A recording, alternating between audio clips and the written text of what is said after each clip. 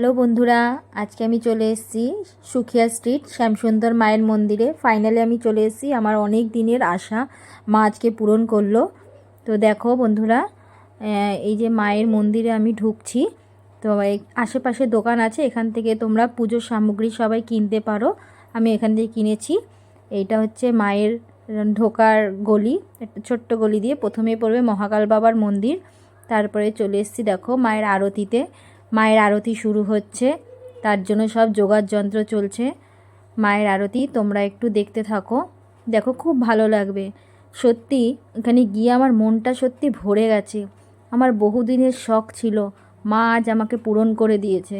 মা এত সুন্দর, মায়ের মহিমা তোমরা কেউ না গেলে বুঝতে পারবে না। ঠাকুরমশাই এখানে রেডি করছে সব কিছু, মায়ের আরতিটা হবে।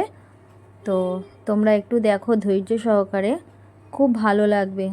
দেখো কত সুন্দর মায়ের আরতি করছে, সত্যি মন ভরে গেছে একদম।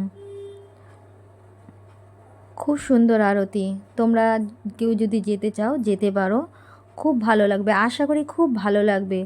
মা 9টা গ্রহ তার উপরে মা নিজে বিরাজ করছে। তোমরা এখানে যেও, তোমরা দেখতে পারবে। তো দেখো কত সুন্দর আরতি হচ্ছে মায়ের, খুব সুন্দর। আমি তো খুব শান্তি পেয়েছি ওখানে গিয়ে, খুব ভালো লেগেছে আমার। মা যে আমার বাসনা পূরণ করে দেবে আমি ভাবতেই পারিনি। দেখো সবাই দেখো মায়ের আরতিটা, খুব সুন্দর, খুব সুন্দর হয়েছে সত্যি। এগুলো আমাদের মাথায় দিচ্ছিল, আরতির চামরের এইটা মাথায় দিচ্ছিল আমাদের। দেখো দেখো এটা হচ্ছে ভোগ দেওয়ার লাইন। আমি ভোগ নিতে দাঁড়িয়েছিলাম, বিশাল লাইন পড়েছিল ভোগ নিয়ে। খুব সুন্দর, সবাই যেও তোমরা দেখো, খুব সুন্দর হয়েছে।